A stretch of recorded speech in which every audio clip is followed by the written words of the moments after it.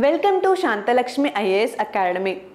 ప్రపంచంలో అత్యంత హై పొజిషన్లో ఉన్న కొందరు వ్యక్తులు, గూగుల్ సీఈఓ అయిన సుందర్ పిచాయ్ కానీ, పెప్సికో సీఈఓ అయిన ఇంద్ర నూయే కానీ, యుఎస్ వైస్ ప్రెసిడెంట్ అయిన కమలా హారిసే కానీ, మొన్న రీసెంట్గా యూకేకి ప్రైమ్ మినిస్టర్గా ఎన్నుకోబడిన రిషి సునాక్నే కానీ చూసినప్పుడు మన భారత్ ఎంతో గర్వంగా ఫీల్ అవుతుంది. ఎందుకంటే వీరందరూ కూడా మన ఇండియన్ ఆరిజిన్ మెంబర్స్ అని. అదేవిధంగా ఇప్పుడు కూడా వరల్డ్ బ్యాంక్, ప్రపంచ బ్యాంక్కి మన ఇండియన్ ఆరిజిన్కి చెందిన అజయ్ బంగా అధినేతగా ఎన్నుకోబడడం వలన మరోసారి భారత్ అనేది ఎందరో ప్రతిభావంతులకి పురిటిగడ్డ అని చెప్పేసి నిరూపించుకుంది. సో ఈ కాంటెక్స్ట్లోనే మనం ఇప్పుడు ఈ వీడియోలో ఈ వరల్డ్ బ్యాంక్ గురించిన పూర్తి వివరాలు, అలాగే అసలు ఈ ప్రెసిడెంట్ని ఎలా ఎన్నుకుంటారు, సెలెక్షన్ ప్రాసెస్ ఏంటి అనేది చూద్దాము. మరి ప్రపంచ బ్యాంక్ అంటే ఏంటి అంటే, ఇది ఒక యునైటెడ్ నేషన్స్ స్పెషలైజ్డ్ ఏజెన్సీ. మనకి 15 యునైటెడ్ నేషన్స్ స్పెషలైజ్డ్ ఏజెన్సీస్ ఉంటాయండి. దాంట్లో ఈ వరల్డ్ బ్యాంక్ కూడా ఒకటి. ఇదేం చేస్తుంది అంటే లో ఇంకా మిడిల్ ఇన్కమ్ కంట్రీస్కి ఇన్ఫ్రాస్ట్రక్చర్ ప్రాజెక్ట్స్ కోసం అని చెప్పేసి లోన్స్ ఇచ్చే ఒక ఇంటర్నేషనల్ ఫైనాన్షియల్ ఇన్స్టిట్యూషన్.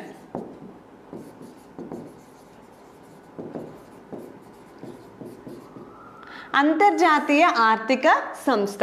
మరి దీని యొక్క హెడ్ క్వార్టర్స్ ఎక్కడుందండి? ఇది వాషింగ్టన్ డీసీలో ఈ ప్రపంచ బ్యాంక్ యొక్క హెడ్ క్వార్టర్స్ ఉంది.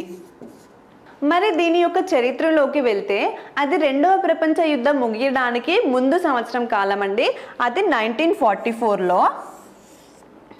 ఈ యుద్ధం ముగిసిన తర్వాత మన ఆర్థిక వ్యవస్థని ఎలా పునర్నిర్మాణించాలి అని చెప్పేసి ఒక 44 డెలిగేట్స్ యునైటెడ్ నేషన్స్ ఆర్థిక కాన్ఫరెన్స్లో మీటింగ్ పెట్టుకున్నారు. సో ఆ సమయంలో వారు ఒక 2 ఇన్స్టిట్యూషన్స్ని, ఐఎంఎఫ్ ఇంకా అప్పుడు ఐబిఆర్డి, ఇంటర్నేషనల్ మానిటరీ ఫండ్ ఇంకా international bank for reconstruction and development, ఈ రెండింటిని కూడా, అలాగే బ్రిటన్ వుడ్ ట్విన్ సిస్టర్స్ అని కూడా అంటారు. సో ఆ సమయంలో ఈ రెండింటిని కూడా వాళ్ళు ఎస్టాబ్లిష్ చేశారు. సో అలా ఈ 1944లో ఈ వరల్డ్ బ్యాంక్కి పునాది పడింది. సో దాని తర్వాత మనకి 1947లో మార్షల్ ప్లాన్ తీసుకొచ్చారు.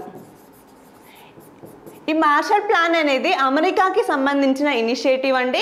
ఇది కూడా యూరోపియన్ ఇంకా నాన్ యూరోపియన్ కంట్రీస్ ఎలా ఇన్ఫ్రాస్ట్రక్చర్ని పెంపొందించుకోవాలి అని చెప్పేసి అది కూడా ఆర్థిక సహకారం చేస్తూ ఉండేది.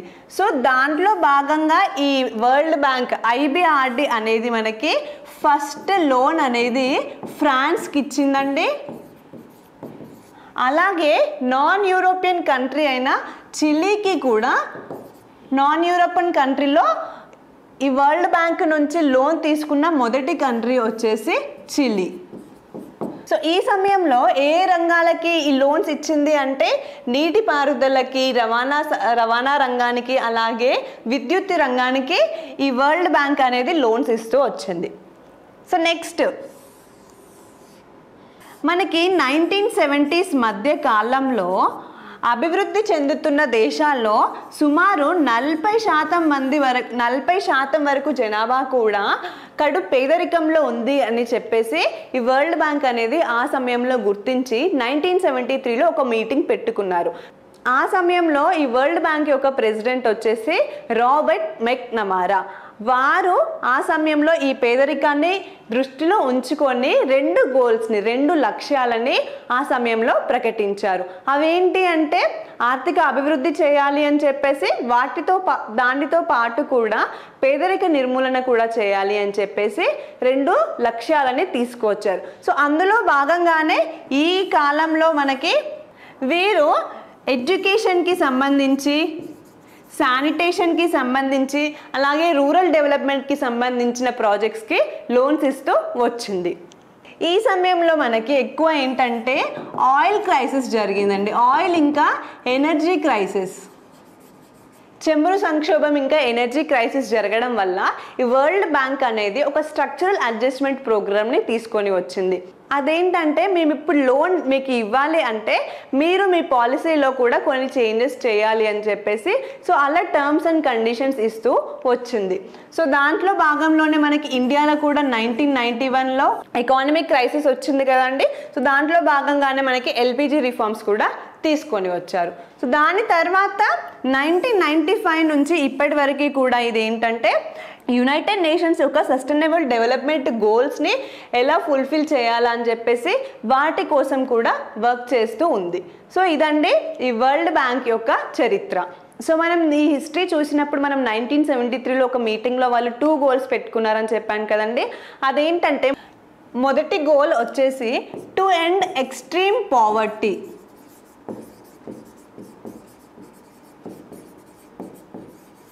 పేదరికాన్ని నిర్మూలించడం. అది ఎలా అంటే అత్యంత పేదరికంలో ఉన్న ప్రపంచ జనాభా వాటాను 3% వరకు తగ్గించడం. ఇది దీని యొక్క మొదటి లక్ష్యం.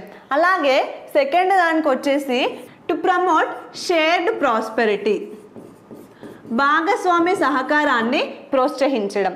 ఇది ఎలా అంటే ప్రతి దేశంలోని 40% జనాభా యొక్క ఆదాయాన్ని పెంచడం ద్వారా ఈ శ్రేయస్సుని కూడా ప్రోత్సహించాలి అని చెప్పేసి దీని యొక్క సెకండ్ లక్ష్యం.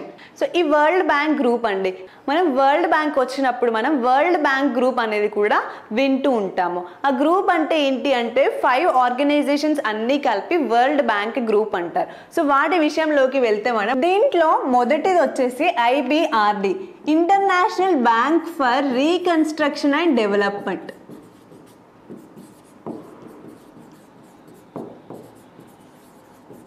దీంట్లో మనకి 189 మెంబర్స్ ఉంటారు. ఇదేం చేస్తుంది అంటే లో అండ్ మిడిల్ ఇన్కమ్ కంట్రీస్కి లోన్స్ ఇంకా గ్రాంట్స్ని ఇస్తూ ఉంటుంది. సో దాని ద్వారా వీళ్ళు డెవలప్మెంట్ ప్రాసెస్ని కూడా ప్రమోట్ చేస్తూ ఉంటారు. అలాగే సెకండ్ వచ్చేసి ఇంటర్నేషనల్ డెవలప్మెంట్ అసోసియేషన్.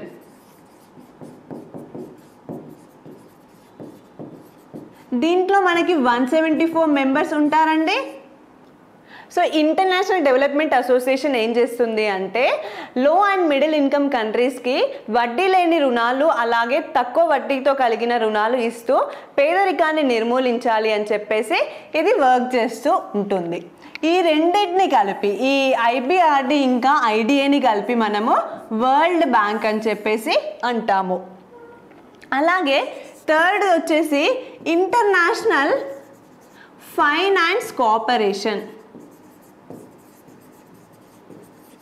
సో దీని యొక్క మెయిన్ ఎయిమ్ ఏంటి అంటే ఇది మొత్తం కూడా ప్రైవేట్ సెక్టర్ పైనే ఫోకస్ చేస్తుంది. ప్రైవేట్ సెక్టార్కి లోన్స్ ఇవ్వడం, గ్రాంట్స్ ఇవ్వడం, అవి ఎలా ఇన్వెస్ట్మెంట్ చేయాలి అని చెప్పేసి మొత్తం కూడా ప్రైవేట్ సెక్టార్కే సపోర్ట్ చేస్తూ ఉంటుంది. ఏంటంటే ఇంటర్నేషనల్ ఫైనాన్స్ కోఆపరేషన్. అలాగే ఫోర్త్ వచ్చేసి మనకి మల్టీలేటరల్ ఇన్వెస్ట్మెంట్ గ్యారంటీ ఏజెన్సీ.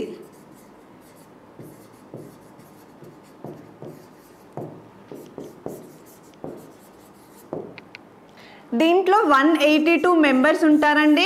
ఈ మిగా అనేది ఏం చేస్తుంది అంటే క్రాస్ బార్డర్ ఇన్వెస్ట్మెంట్ని ప్రమోట్ చేస్తూ ఉంటుంది. సరిహద్దుల్లో పెట్టుబడిదారుల కోసం అని చెప్పేసి ఇది సహకరిస్తూ ఉంటుంది. అది ఎలా అంటే పొలిటికల్ రిస్క్ ఇన్సూరెన్స్ ప్రొవైడ్ చేస్తూ.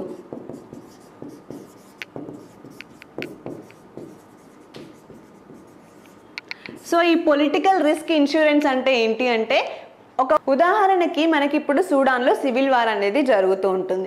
దాంట్లో ఎన్నో ప్రైవేట్ ఇన్వెస్ట్మెంట్స్ అన్నీ చేసేసి కంపెనీస్ కూడా ఉంటాయి. ఇప్పుడు ఈ వార్ వల్ల అవి కూడా దెబ్బతినే అవకాశం ఉంది కదా. సో అప్పుడు వారికి ఎవరు సెక్యూరిటీ ఇస్తారు అంటే ఇలా అన్నమాట, పొలిటికల్ రిస్క్ ఇన్సూరెన్స్. ఈ పొలిటికల్ యాక్టివిటీస్ వల్ల ఏమైనా జరిగితే అప్పుడు మిగా యొక్క పాత్ర వస్తుంది.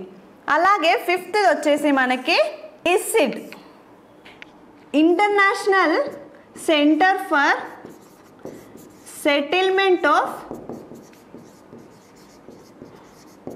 Investment disputes.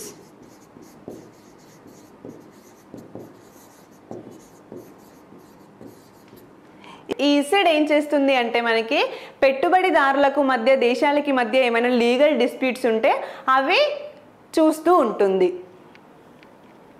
సో ఈ 5 అన్నమాట. అవేంటండి IBRD, IDA ఈ రెండింటిని కలిపి మనం వరల్డ్ బ్యాంక్ అంటాము. ఈ ఇంటర్నేషనల్ ఫైనాన్స్ కోఆపరేషన్ అనేది ప్రైవేట్ సెక్టార్ పైన ఎక్కువ ఫోకస్ చేస్తూ ఉంటుంది. ఈ మిగా అనేది పొలిటికల్ రిస్క్ ఇన్సూరెన్స్ గ్యారంటీని ఇస్తుంది. అలాగే ఈ ఇసిడ్ అనేది పెట్టుబడిదారులకు అలాగే దేశాలకి మధ్య ఏమైనా వివాదాలు ఉంటే వాటిపైన చూస్తూ ఉంటుంది. సో ఈ 5లో మన ఇండియా అనేది ఒక 4 ఆర్గనైజేషన్స్లో మెంబర్ అండి. ఒక దాంట్లో మాత్రం మన ఇండియా సభ్యుడు కాదు. ఆ సభ్యుడి కానీ ఆర్గనైజేషన్ ఏదో మీరు కామెంట్ బాక్స్లో కామెంట్ చేయండి. మరి ఈ ప్రపంచ బ్యాంక్ అనేది చాలా ముఖ్యమైన సంస్థ కదండి. సో ఈ వరల్డ్ బ్యాంక్ రిలీజ్ చేసే పబ్లికేషన్స్ ఏంటో కూడా మనకి తెలిసి ఉండాలి. అందులో కొన్ని ముఖ్యమైనవి ఏంటి అంటే ఫస్ట్ వచ్చేసి వరల్డ్ డెవలప్మెంట్ రిపోర్ట్,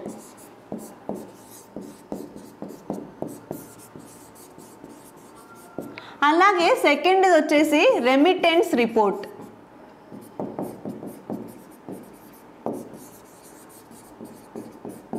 థర్డ్ వచ్చేసి global economic and prospects report,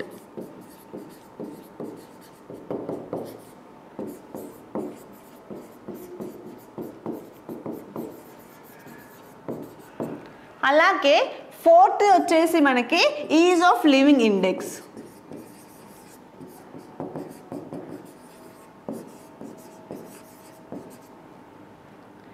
fifth వచ్చేసి universal health coverage index. So అందరు ఇక్కడ యూనివర్సల్ హెల్త్ ఉంది కదా అని చెప్పేసి ఇది WHO రిలీజ్ చేశారు అనుకుంటారు. ఇక్కడ మాత్రం జాగ్రత్తగా ఉండండి. యూనివర్సల్ హెల్త్ కవరేజ్ ఇండెక్స్ అనేది మనకి ప్రపంచ బ్యాంక్ రిలీజ్ చేస్తూ ఉంటుంది. అలాగే సిక్స్త్ వచ్చేసి లాజిస్టిక్స్ పెర్ఫార్మెన్స్ ఇండెక్స్,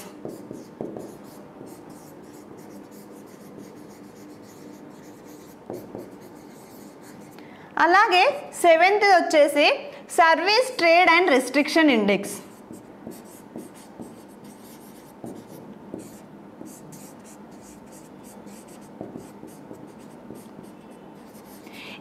ఇక్కడ కూడా మనకి ట్రేడ్ ఉంది కదా అని చెప్పేసి WTO world trade organisation release చేస్తుంది అనుకోకండి, ఇది కూడా వరల్డ్ బ్యాంక్ రిలీజ్ చేస్తూ ఉంటుంది. సో ముఖ్యమైన కొన్ని పబ్లికేషన్స్ ఏంటండి, world development report, remittance report, global economic and prospects report, ease of living index, universal health coverage index, logistic performance index, అలాగే service trade and restriction index. ఇప్పుడు ఈ world bank కి సంబంధించిన ప్రెసిడెంట్ విషయానికి వస్తే మనము ఈ ప్రెసిడెంటే ఇప్పటి వరకు మనం 5 వరల్డ్ బ్యాంక్ గ్రూప్స్ చూసాం కదండి, వాటన్నిటికీ కూడా ఈ ప్రెసిడెంటే బోర్డుకి చైర్గా ఉంటారు.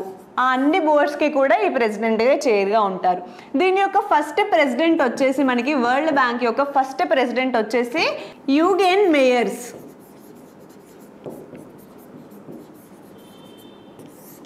వీరు 5-year టర్మ్ వరకు ఉంటారు. సో వీరికి ఓటింగ్ రైట్ అనేది ఉండదండి.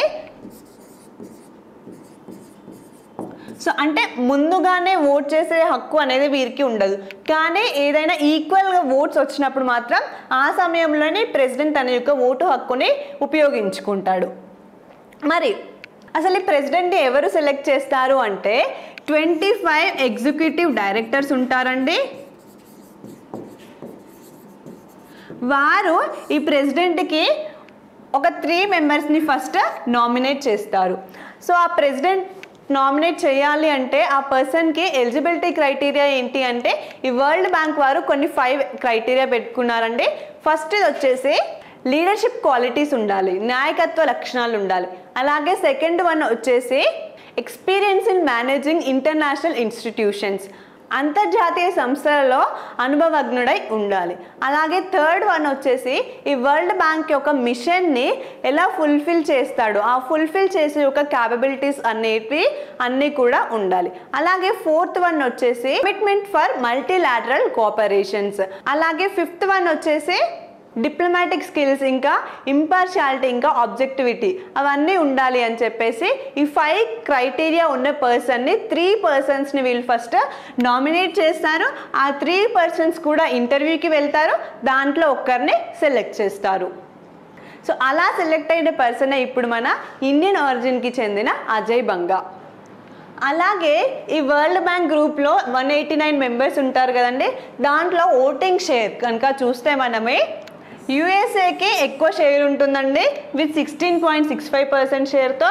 అలాగే దీని తర్వాత వచ్చేసి మనకి జపాన్కి ఎక్కువ ఉంటుంది, దాని తర్వాత చైనాకి ఉంటుంది, దాని తర్వాత జర్మనీకి, తర్వాత యూకే, ఫ్రాన్స్. మన ఇండియా కనుక చూస్తే దీని యొక్క షేర్ వచ్చేసి మనకి 3.18% అండి.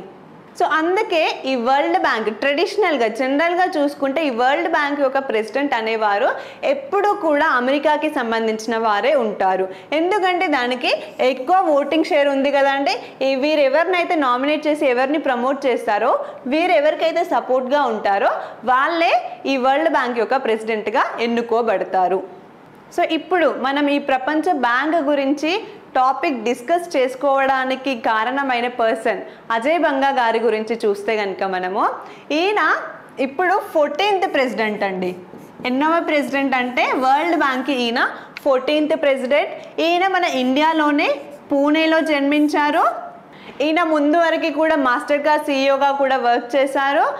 ఈయన 2007లో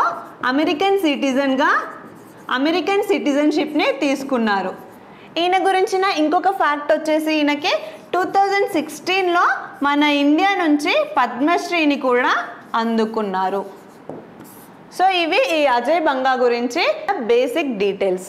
సో రాబోయే అన్ని పరీక్షలకి కూడా ఈ వరల్డ్ బ్యాంక్ అనేది చాలా చాలా ఇంపార్టెంట్ అండి. మనకి తెలంగాణకి సంబంధించిన గ్రూప్ 1 ప్రిలిమ్స్ లాస్ట్ జరిగిన ప్రిలిమ్స్లో చూసుకుంటే ఇంటర్నేషనల్ మానిటరీ ఫండ్ గురించిన క్వశ్చన్ వచ్చింది. ఇప్పుడు ఈ వరల్డ్ బ్యాంక్ గురించి క్వశ్చన్ వచ్చే ఛాన్సెస్ ఎక్కువగా ఉన్నాయి. సో ఆ పర్స్పెక్టివ్లో మనం ఒక ప్రిలిమ్స్ క్వశ్చన్ చూస్తే consider the following statements regarding world bank.